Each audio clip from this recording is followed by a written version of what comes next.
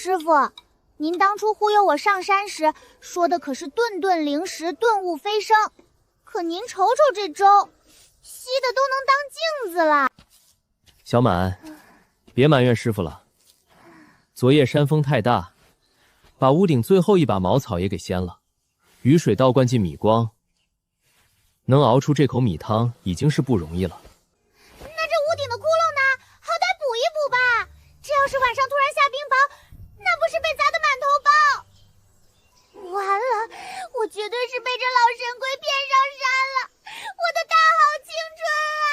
痴儿啊痴儿，屋漏那是为了上接天光，此乃听天鹰之举。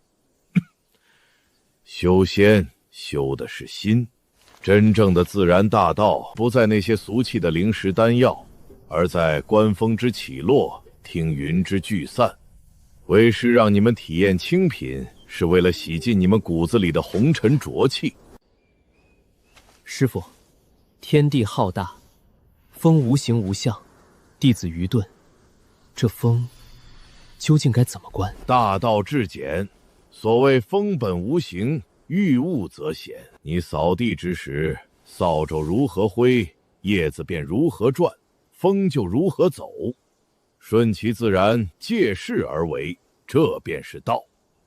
悟去吧。风遇物则显，顺其自然，顺其自然，借势而为。弟子懂了。切，说的比唱的好听，这不就是穷的买不起新扫帚，强行给偷懒省力气找借口吗？为师要去后堂闭关，参悟上古旧典了，尔等莫要来扰我清修。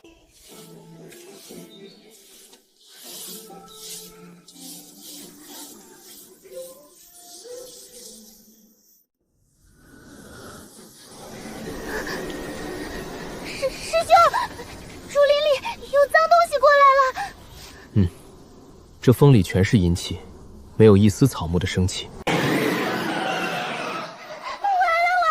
师傅又借口闭关躲清闲了，今天我们要交代在这里了。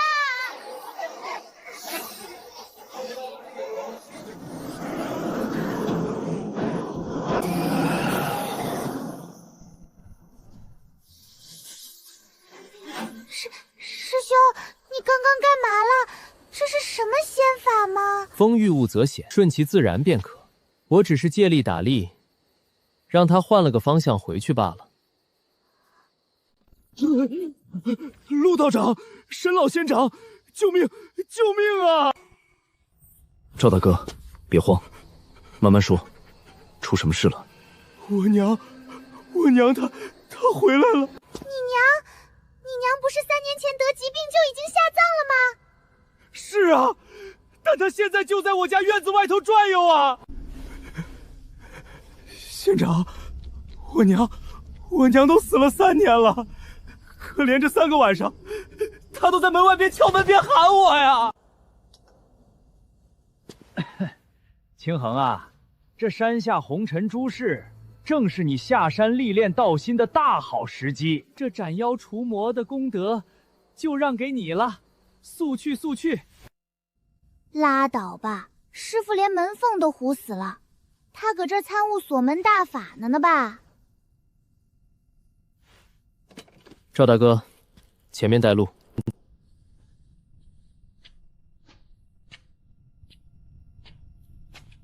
石头，你大半夜跑去听云宫求仙长，怎么就带回来这么个毛头小子？就是啊，这小身板细皮嫩肉的，够那邪鬼塞牙缝吗？小马，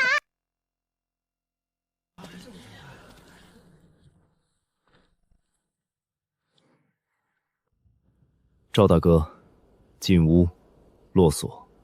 小满，去打一盆井水来。好。石头啊，娘好冷啊，快开门，让娘进去烤烤火。是我娘，真是我娘的声音，她在外面冻坏了。冷静点儿，别被心魔障了眼。石头，你这不孝的畜生，你连亲娘都不认了吗？那是水里的邪祟在模仿你母亲的声音。别看门，低头看水里。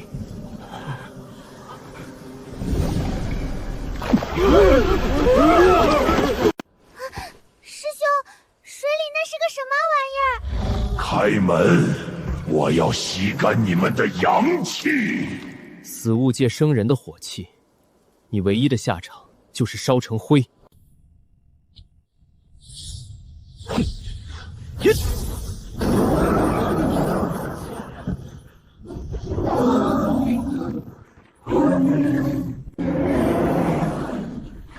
挥手聚水，一指破妖法，神仙，这是从天上降下来的真神仙啊！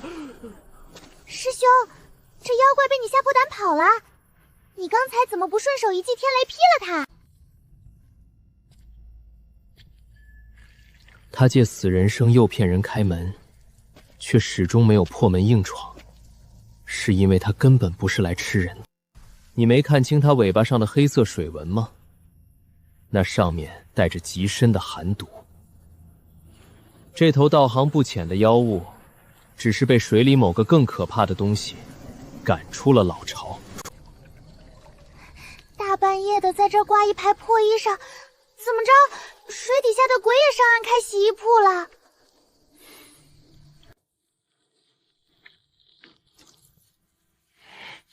就是你这怪物骗我开的门，俺今天非把你这烂鱼头砸个稀！仙长，你这是干啥？为什么还要护着这吃人的妖怪？冷静。他周身虽然妖气四溢，但却没有沾染半点吃过人的煞气。仙长明鉴啊！我就是在水底吃淤泥的，哪有胆子吃人，更不想上岸受这罪啊！是水底不知道从哪儿来的一块邪门的黑石头，它日夜不停地往外吐阴寒之气，这河里的水族都快被活活冻死绝了。我实在扛不住了，再不上岸借点生人的阳气，今晚就得死在窝里呀！你冻死是你的事，凭什么半夜装神弄鬼骗我们开门？我的魂儿都快被你吓飞了。这是他的过错，但倘若今晚只杀了他泄愤，根本拔不掉祸根。只要这水里的寒气一日不散，今天死了一只年妖，明天就会有成群结队水妖被逼上岸，冲进村庄。师兄，不对劲，这大夏天的，水面怎么结冰了？仙长，这黑水底下到底藏着个什么怪物啊？水底有块不知从何而来的黑石。清衡啊，这玩意儿长得倒是挺有艺术感。你把它拎回来，是打算给后山那头老鹿换个磨牙棒？师傅，事态紧急，河琼妖突袭岸上，老河湾一夜冰封，罪魁祸首便是这竹筒里的东西。它入水成冰，玉气结霜，绝非寻常的天灾水祸，更像是某种被催生的邪物。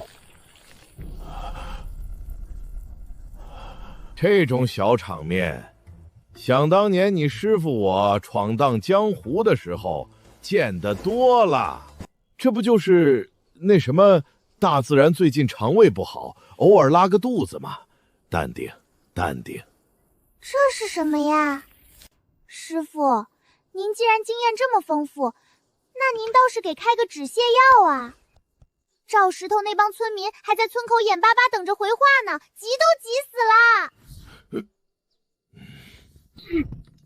修行之人的事儿能叫急吗？那叫等待机缘。去，后屋那堆旧书里自己翻翻。这种小事，老祖宗早就在书里写清楚了。别在这儿打扰我闭关感悟天道，快走！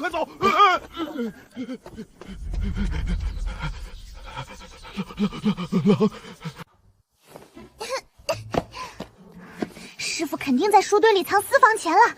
哎呀，怎么一文钱都没有？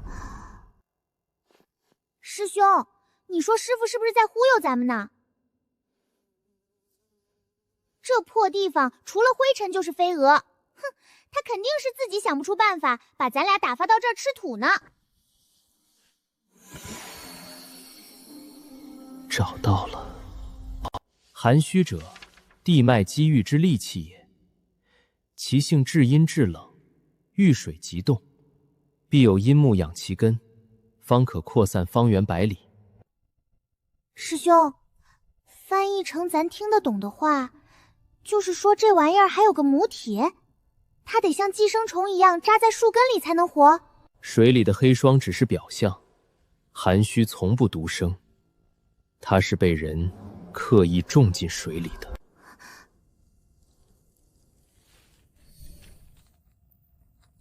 师兄，快住手，这藤要被它吸干了。别怕，不给他点甜头，他不会告诉我们老巢在哪。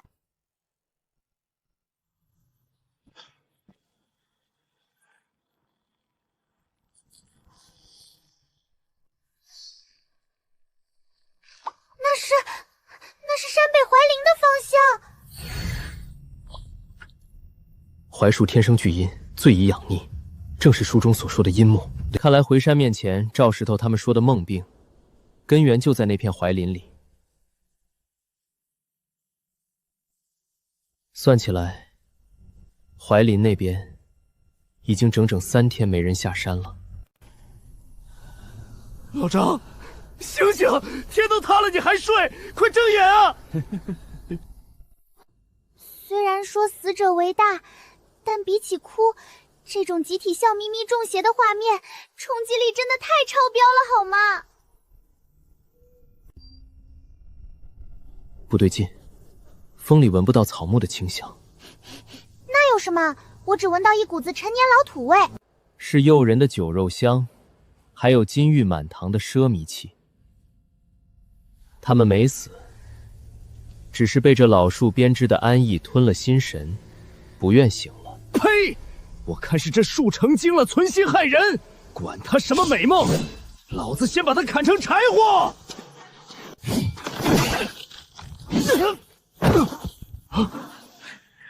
世间疾苦，众生皆累。老朽给他们一处遮风避雨的阴凉，送他们一场心想事成的美梦，有何不可？年轻人，老朽这是在行善，在渡他们出苦海。少在这假惺惺了，你问过人家意见了吗？梦里的珍馐，填不饱现实的五脏锅；幻境的锦衣，挡不住凛冬的透骨寒。妖亦有道，求生无可厚非，但你若夺了人的选择权，那便是恶。冥顽不灵，你就陪他们一起永远睡下去吧。风里人指引空野妖草，这气息你在干什么？把他们真正牵挂的东西还给他们。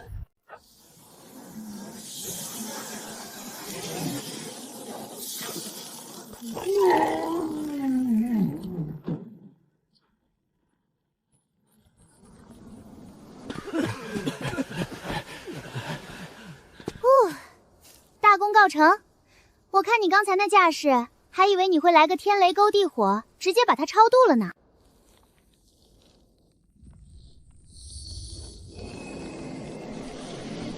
阴木养寒虚，这妖幻竟是顺着地脉扩散的。虎子别怕，别怕，梦已经醒了，咱们回家。没醒，他还在那儿，他还跟着我。虎子，你看错了吧？那里什么都没有啊。就在那儿，那个一直蹲在路边没有影子，长着一张猴脸的人，他在看我。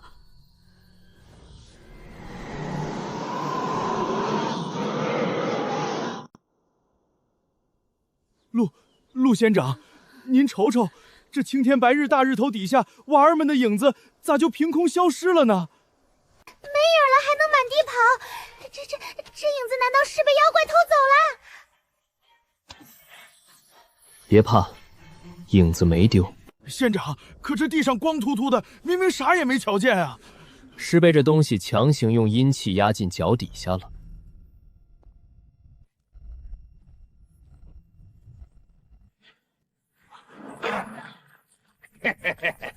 你这小道士倒是有几分眼力劲儿，只可惜呀，光有眼力可保不住这群小孩的影子。想要回他们的影子，简单，明儿个正午准备10对大肥鸡、3头肥羊送到树底下来。本大爷这身子骨被山上的黑风吹得结了冰霜，急需活物的热血气来暖暖胃，懂规矩吗？长得挺丑，想得倒挺美，还要肥鸡要肥羊，大白天的做什么美梦呢？你怎么不干脆点个大厨上门给你做个流水席啊？牙尖嘴利的小丫头，本大爷连你和你师兄的影子一并生吞了！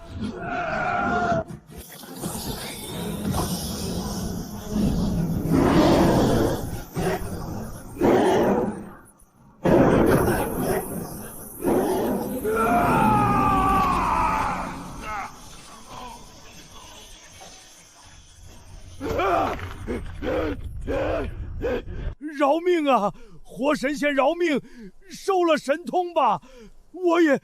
我也是被逼得没法子才下来找食的。你刚才说山上的黑风动了你的身子，说清楚，那风是从哪条道上吹下来的？是山鸡顶上，那是黑军的领地。就这2天，那边的风全部变成了渗人的黑色。只要是喘气儿的活物被那风一刮，连骨头都能冻出裂痕来。我也是为了活命才跑下来，想讨点家畜热血暖暖脏腑啊！果然是黑霜之劫。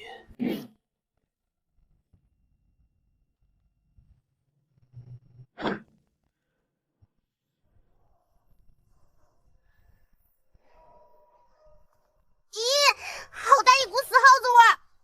不是吧？这年头妖怪下山化缘，连通行录领都被配备上了，挺正规啊。这不是录纸，这是某种邪阵的阵眼残片。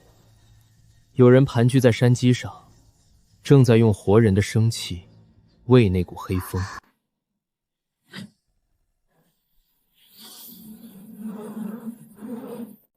这破玩意儿透着股邪门晦气。清衡啊，你从哪儿刨摸出来的？就赶紧为师睡觉。这府里的防母器尚未在挣扎，像是在向外界求救。谁啊？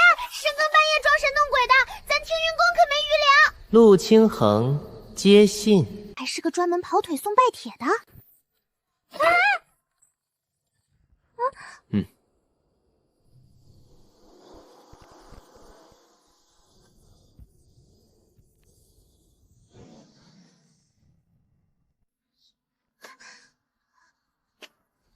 周周，就是字里行间透着股化不开的纸灰味儿。师兄，这莫不是哪座坟头里的女鬼瞧上你俊俏，大半夜送情书来啦？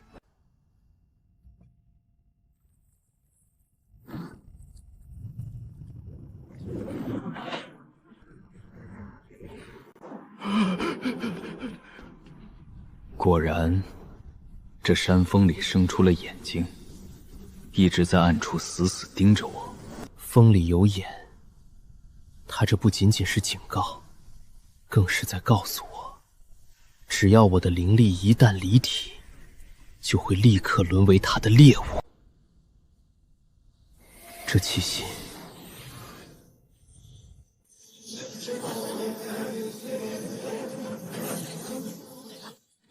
雕虫小技，能如此精准地追踪我的纸人，还能空手接下我这一剑，你绝非普通山野道士。原来那是你的纸人，道友这送拜帖的方式倒是别致，只是信上的火气未免太重了些，看着可不像是要请我喝茶吃饭的样子。我故意散出纸人引他上钩，为的就是斩断潜伏在这座荒山里的眼。你既然自己不长眼撞进了这局里，那就只能说明你们听云楼跟这股子妖风脱不了干系。身法能跟上我的灵隐指人，你绝不是普通道士。听云分陆清衡，你深夜前行至此，是为了替这妖风杀人灭口？女侠饶命，姑奶奶收了神通吧！我师兄真就是个打扫院子的，咱听云姑穷的叮当响，连香火供奉都得省着吃，哪有那个家顶这种要命的妖风啊？他就是顺着味儿，不对，顺着风出来的。顺风而至，此地妖风诡谲，能截留天下灵力。寻常法术只要稍一触碰便会溃散，他若没有通妖的邪门手段，凭什么能毫发无伤地跟到这里？他悟性高的离谱啊！我师父沈无就说他是千年难遇的道门奇才，那印诀一掐，这满山的风就像见着亲爹一样听他的。女侠，你信我师兄这辈子除了除尘，连只蚂蚁都没踩死过。沈无界果然藏得极深。小满，别白费力气解释了，风里的那些眼睛已经在看我们了。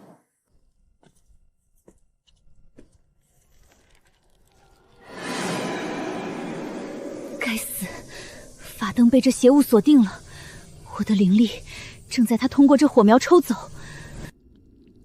师兄，那些纸眼睛在流血，这地儿太邪门了，咱快跑吧，这地儿的土吃人啊！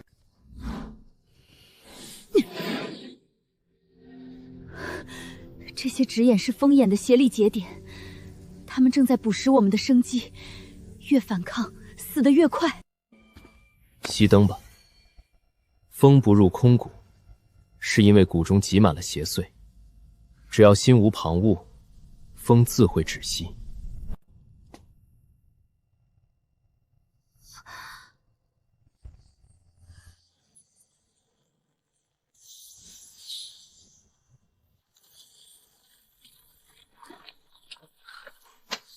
仅仅用了一片枯草，就压住了黑军部下的监视风眼，你这到底是什么路数的道法？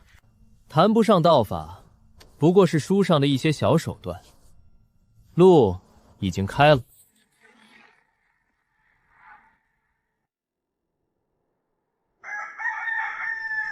师兄，现在才半夜，哪来的鸡叫？这路看着怎么不像通往活人的地方啊？师兄，这大半夜的，他们怎么全在干白天的活？这村子简直比妖怪还邪门啊！契机必死，首尾相接，毫无生门。这是高阶的迷踪阵法。丫头，刚出锅的肉饼，吃一口吗？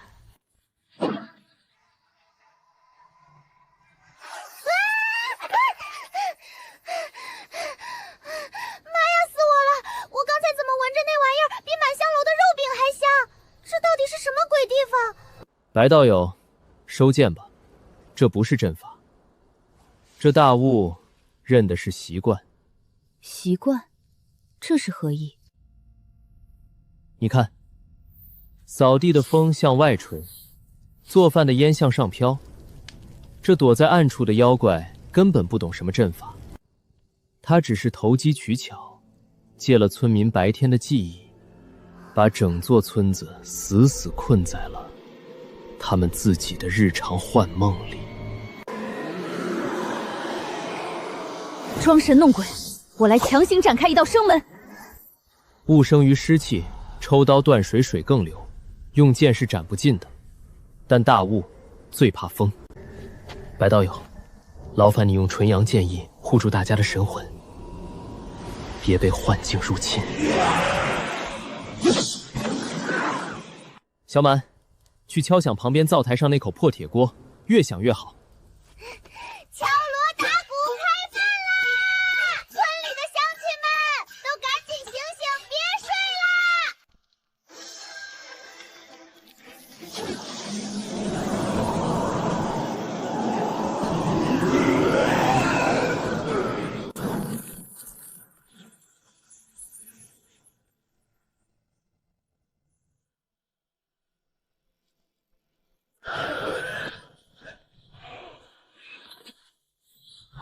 这就是织出满村幻梦的雾妖，不仅灵力低微，毫无战力，竟然连颗像样的妖丹都没结出来。仙长饶命！仙姑饶命啊！别杀我！真的只是个被迫在这儿守路的小妖，都是黑军，是黑军逼我这么干的。哎呦喂，什么黑军白军的，好大的口气！他逼你困住活人干嘛？山上的规矩全变了。黑军发了死命令，绝对不许任何活人上山。这黑军为何要突然封山拦路？因为他饿，他太饿了，他已经一口吞掉了这山脊上一半的风。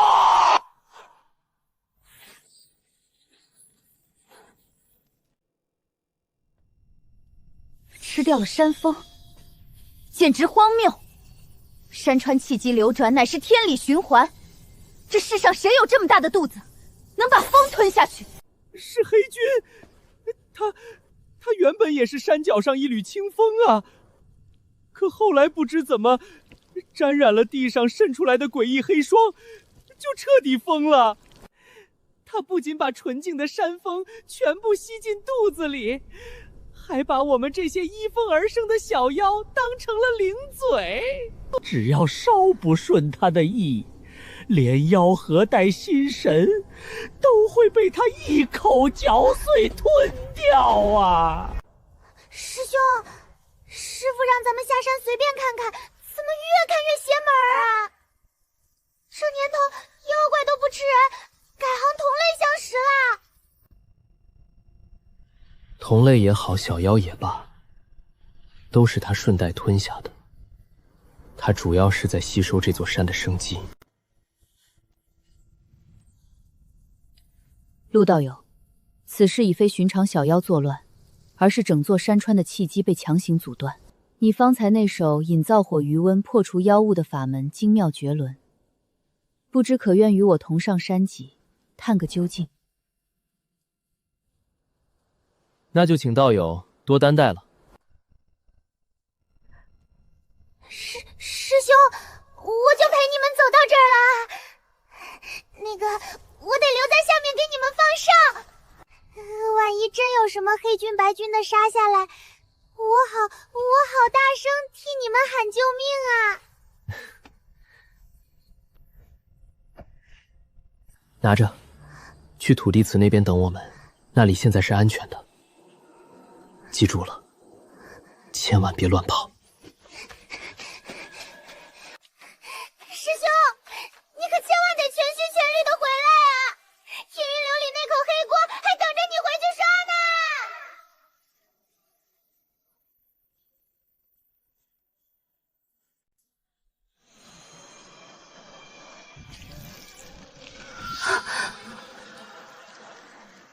陆道友，这黑雾背后的气机浑浊到了极点，宛如铁板一块，连我的清心法灯都照不透半分。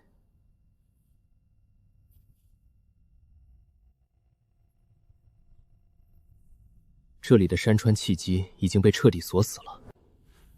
天地有隙，风不入死地；万物有灵，清气自归来。破！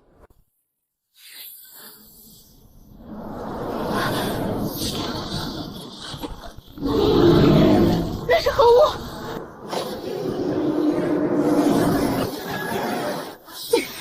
陆道友，你这一手道法竟然跳过了灵气运转，直接引动了这方天地最本源的山川清风。你身上的风不属于这座山。